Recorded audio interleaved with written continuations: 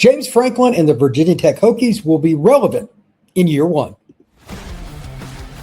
Locked On presents The Portal, the daily podcast covering college football recruiting and everything NIL.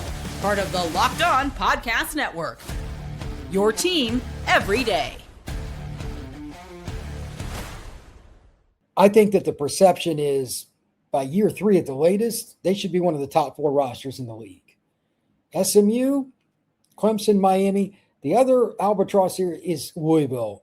They're in the same spot as Virginia Tech, and I think that's the team we're going to compare them with a lot, and that's why I say this. Perception is reality. So this is a great question and a great point by Katie. Perception is always reality, whether it's fair or not, and it's usually not very fair with college football because fans always have a different opinion of their team than what is reality. If a win total like Virginia Tech is 6.5, their fans are predicting 9 and 10 wins. Pick a school, it's that way. Michigan State should be terrible this year. I bet you there are fans that think they're going 7 or 8 wins. Very terrible. It's year one. Their win total is like 4.5 or something like that. It's terrible. The point is still the same. Perception is reality. Can you beat a Louisville for key recruits and then beat them on the field? Jeff Brom's a respected coach, really good coach.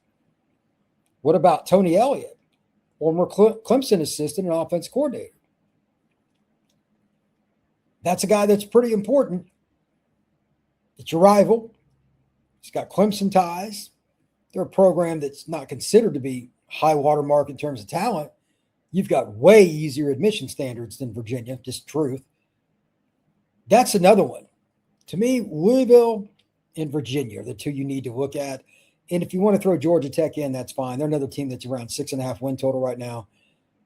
Brent Key can coach, though. He's at his alma mater, great O-line guy. I'd imagine they're going to be a thorn in a lot of people's sides. Those mid-level teams, if they do not pass them by the end of year three, I think you're going to see Franklin get a little bit of flack. And if he hasn't passed them by end of year 4, then it'll be a whole different ballgame. Salty. Katie, will Virginia Tech be one of Miami's inexplicable losses? You already know what Katie's going to say to that. Salty, come on now. This is a predictable answer, and I'm going to go ahead and make this statement now. At some point, I need to get Katie a shirt that says, I love Mario Cristobal. We need to get her to take a photo and post it here on the Portal Podcast. Let's see. Katie says, the way the ACC rigged the schedules for 26 makes it way too obvious they want an ACC title game of Miami and Southern Methodist, and 100% agree with that. Why a home and home with Notre Dame? Because Notre Dame is not an ACC game for Miami or SMU. Yep, it's interesting. Both SMU and Miami play at Notre Dame in November. But even though they're in the league, probably the two best teams, barring something unforeseen. Katie's right. SMU doesn't play Miami at home or on the road. It's no different, by the way, just to Katie's point. This is not a one-week deal. Go look at Texas Tech's schedule. Comical. Out of conference is a joke. They don't play BYU. I don't think they play Kansas State. They got Arizona State at home. It's like, come on, man. It's obvious they're doing everything they can to get BYU to the conference title game with as few losses as possible, and they're trying to get Tech there undefeated. No doubt about it. So these leagues, and there's some shenanigans. Salty, I'll always set you up in the chat, Smitty. I'm a big fan of yours, and I think your show is excellent. Thank you. I do appreciate that. Katie says, and here we go. Mario snatched defeat from the jaws of victory better than any head coach in college football. He specializes in turning ice cream into cat poo with the best of them. That is one of the funniest lines I've ever read in my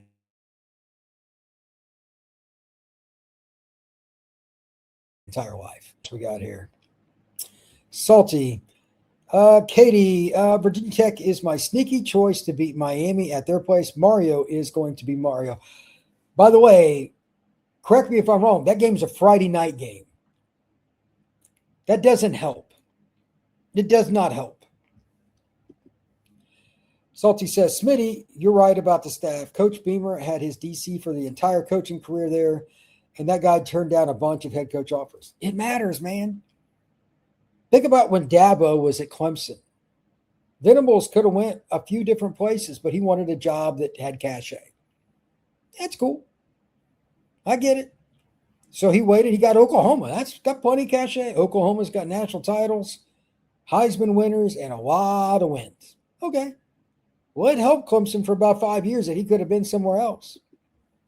Katie, Miami. The perennial 3, 4, 5th place finisher in the Atlantic Coast Conference. Mario could take the Seahawks and screw it up. If nothing else, Katie definitely has one-liners. R. Graw, I just came from a Penn State team practice. I'm liking what I saw. I've gone to a couple under Franklin, and he had question marks. Well, I'm not saying that that's not true. I've never been to a Penn State practice of any kind, let alone one ran by James Franklin or anybody else. But I do have a couple of points about that. That's a different roster. Penn State defensively had guys that were waiting to play. Defensive back, linebacker, edge. The only spot they didn't have depth was D tackle. It was bad. But hardly anybody has D tackle depth. There just aren't many of them. Here's the funny part. Virginia Tech's in the same boat, but their expectations aren't the same. We're not Penn State. So year one, you can kind of grind through that. They need to have a result by the end of year 2, and we'll see where it goes. But I imagine after another portal cycle, some of the guys came in won't work out. They'll get washed out. Some of the recruits will get washed out. We'll see.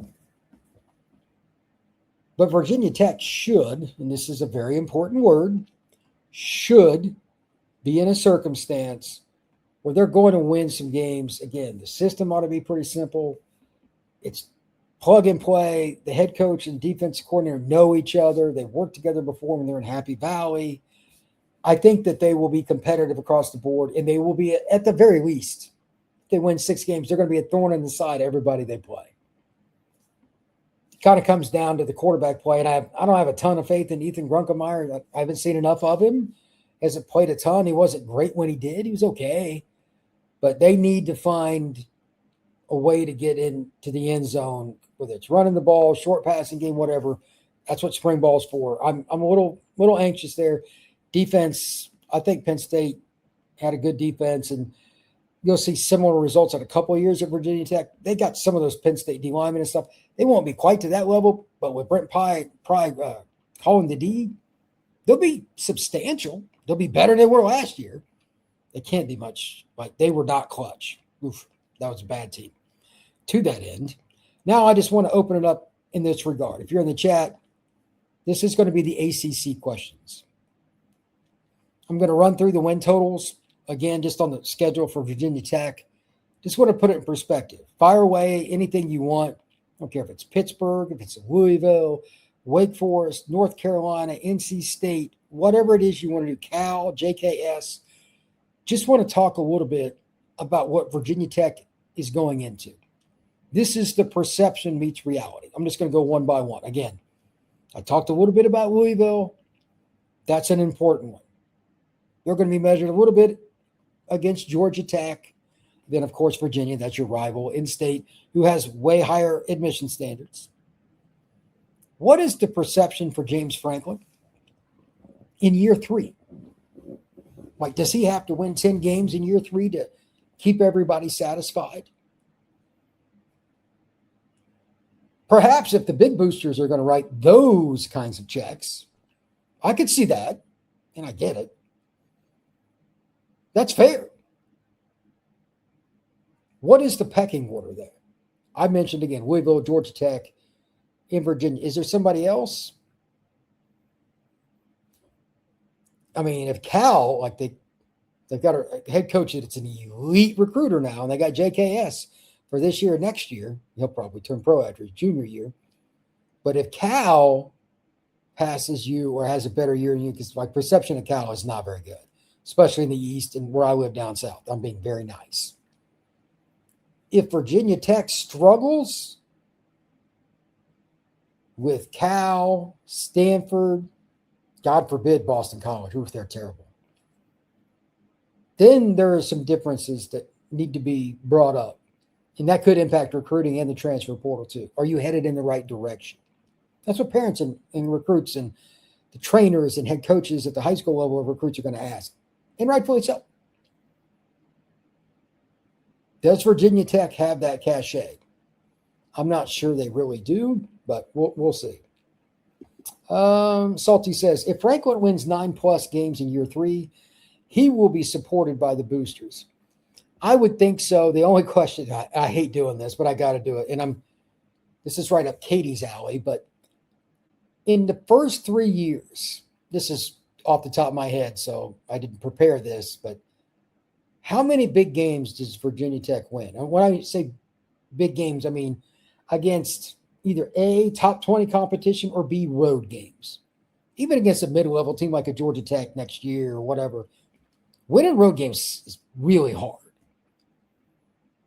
Are they going to win more in a couple of those kinds of games a year? That's the thing that Penn State struggled mightily with, especially the top 5 to top 10 kind of teams. They would struggle a lot more. Katie says, in year 3, Franklin will be in the ACC title game versus SMU. Not sure why Katie thinks it's SMU. I'm sure she will be happy to tell us. Fire away in the chat, Katie. I'm a big Rhett Lashley fan too. So if it's that reason, we're in lockstep. But I think at the same time, this is just my opinion, you're talking about year 3, that could, well, you know what? Grunkemeyer would be a 5th-year senior. So there is that. If he continues to improve, I just thought about that. That could be a factor. But what if they don't make the ACC title game? Especially if they don't with the 5th-year senior quarterback. The perception with the boosters would be a little different. By the way, this isn't Virginia Tech. This is everybody in the Atlantic Coast Conference. If you don't get Georgia Tech this year, in other words, you don't beat them, they lost Haynes King, they lost their coordinator, and they lost Aaron Philo, the guy they thought was the heir apparent. The coordinator took him with him to Florida. That sucks, but it's no different than what Franklin did. He took a bunch of players with him. So, I mean, this, look at Iowa State. They were completely robbed. Those players are now in Happy Valley at Penn State. So it is what it is.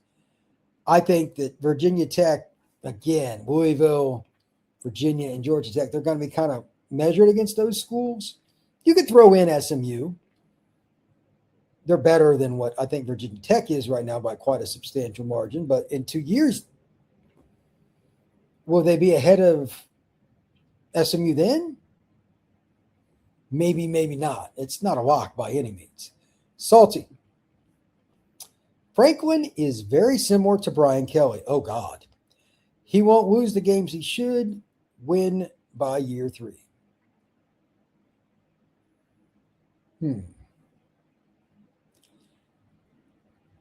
For what was it? At Notre Dame, they won like 20-some games in a row against opponents not ranked in the top 25. It was pretty good. I don't know if Franklin's quite on that level, but it's pretty close. That's the one thing they were saying. Franklin's a better recruiter. Katie, because Mario is the worst head coach in college football, game head coach in college football, Lashley and Franklin are head and shoulders better on game day. You think Franklin is a great, maybe I'm putting words in Katie's mouth here. Do you think Franklin's a great game day coach? I do not. I do not get that sense. I don't think he's terrible, but I don't think he's elite. I'm not saying Mario's elite either. Don't get me wrong. He's had his weirdness. And Katie, if you want to talk about the field goal, or if you want to talk about the Georgia Tech game, or whatever you want to talk about for Mario, I'm sure you'll get there. And there's no doubt. And Katie says, and Brom will Brom you. Yeah, on game day, like, I'm just going to go ahead and say it. The first quarter and a half of the Louisville at Miami game last year, you talk about coaching malpractice. That game, Lord have mercy. Brom ran circles around the Miami staff in that game. Heatherman's a really good defense coordinator. He got smoked too. That was about as bad as it's going to get. To that end, I would imagine that they're going to remember that the next time they play Louisville. They'll be more focused. But it is what it is. Looking at the league, a couple of the other teams that I'm curious about, can O'Brien do anything with Boston College? They're projected with 3.5 wins, but they got a young quarterback that's fairly talented.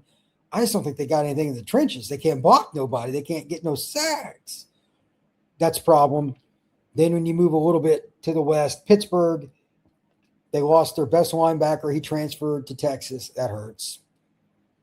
Their defensive tackle transferred to Notre Dame. That one really hurt. You don't have many D tackles like that kid. Francis Brew, he's a really good player.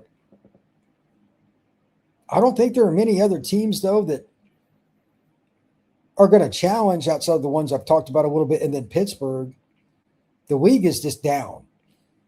And that brings me to the final point, and I'm sure Katie will love this. Florida State, I have no idea. I covered Florida State, Locked On Seminoles. There's not much to say about them right now until something changes at multiple levels of the top. Not just Mike Norvell, but the AD and or the president probably, because those guys, at least in my opinion, support Norvell. He may not be gone even after this year. That is going to help Virginia Tech.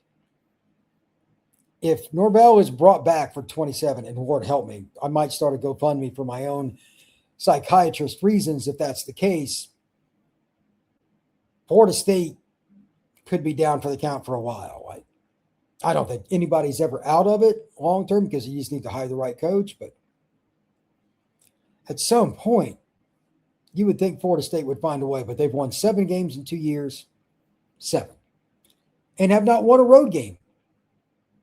Not won a road game since they beat Florida in 2023 at the Swamp. So the league is really weird right now. Virginia Tech has been down. Traditionally, that's one of the better teams in the league. Florida State is down. SMU, a team that's not even normally a part of the league, they're projected by most, myself included, Katie and everybody else, I think, too, probably the second most likely team to end up in the ACC title game. Now, Katie's got to tell you Clemson's winning the league. But overall, Clemson's not Clemson right now until otherwise proven after the year they just had. Georgia Tech, they lost their quarterback. Probably at least for a year, they're not going to be great. Pittsburgh lost their best linebacker and D tackle to the portal. Got a good young quarterback, but got to stop somebody. BC's terrible. Virginia, we're not sure yet at quarterback. Wake Forest and North Carolina was a bomb last year. They improved as the year went on, but whatever. The one team that I'm excited about just to see, and I've waited to say this until now, is NC State. They've got some good transfers. CJ Bailey's got a gun. It's a kid that I got to know during his high school days, played at Chaminade Madonna. He improved immensely. I didn't think when I first saw him as a junior he was any good. He tried to rifle screen passes to guys. Easy does it there, big fella. He's about 6'6", 6'7". He's a big dude. Got a cannon. But now they've got JoJo Trader that's transferred in, Chance Robinson that's transferred in. They got some guys. I know they lost Hollywood Smothers to Texas, but whatever. The point still remains. Virginia Tech and some of these teams coming up, they're not trying just to get Miami. NC State is the fly in the ointment. Now, their defense is probably going to be terrible. And I'm being nice. But offensively, they might light it up, and they might just come out throwing because they know their defense isn't going to be great.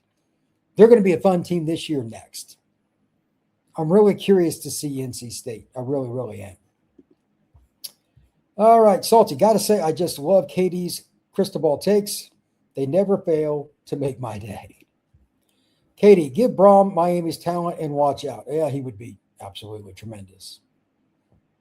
Anybody who wants to dispute that, have at it. But there's no doubt in my mind he would do well. The History Expert 82, enjoying the Virginia Tech show. They are my second favorite team after Notre Dame. Thank you. Glad you stopped in to check it out. I think they're going to be relevant this year. Again, I think their floor is 5 wins. I mean, they're going to be competitive. And they got enough guys that are familiar with that roster, on the staff that they can do a few more things a little more quickly. Virginia Peanut Salty says, Smitty, what will be the next position you review in your your school sucks at? I don't know. That's a great question. I haven't even thought about it. Give me a minute on that. I might be quarterback. We could just do something like that. Maybe we do that tomorrow. It's not a bad idea. The history expert 82. Hello, says Salty Peanuts.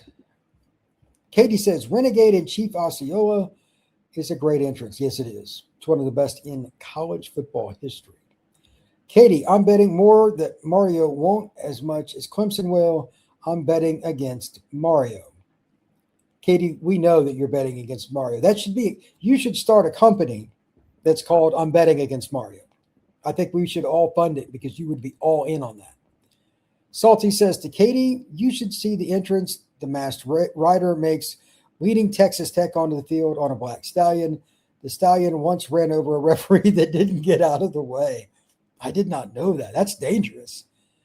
My mom had horses for 50 years. That's not an easy animal to get out of the way. And once it's coming, that's a lot of muscle, man. Holy moly. That's really crazy. I did not know that. Wow. I really feel sorry for that ref. Last thoughts here on the show today. First off, thank you for stopping in to everybody. Again, 6.5 win total for Virginia Tech. If I had to guess, I would say right there. But I think they got 3 losses kind of walking in. Miami, Clemson, and SMU are all on the road. Ugh. So I'm going to guess over at 7 wins if I had to guess, but I think the 6.5 total is pretty much right where it needs to be. That's just the way it is, man. Katie says, can't beat Enter Sandman. Yeah, I'm a big Metallica fan anyway, but Virginia Tech does a great job with that. And the students and the fans, they all love it. Metallica did a concert there at Wayne Stadium not that long ago. Texas Tech routinely places number 1 in NCAA horsemanship. I'm not surprised. Not surprised. If you should in North Texas. Some of the biggest ranches in the world are in North Texas up there in the Panhandle. To that end, I think we're gonna let it rip right there for today. Thank you to everybody that came into the chat. Appreciate it.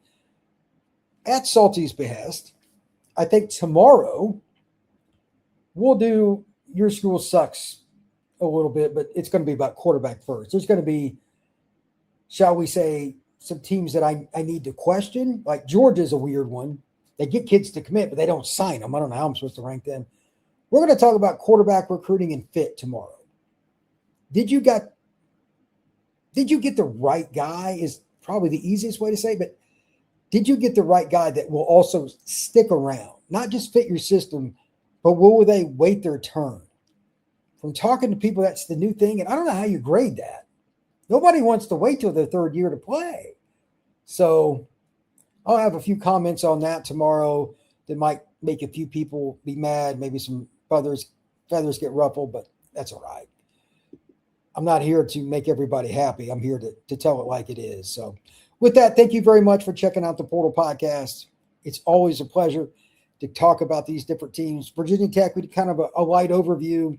Win total, got 27 transfers. They're just getting started in recruiting. They only have 1 commitment, a kid that's from St. Francis, I believe, D. Lyman. So they got a long way to go, but that's going to be a relevant program. They're going to do some things. So everybody have a good day. This has been the Portal Podcast.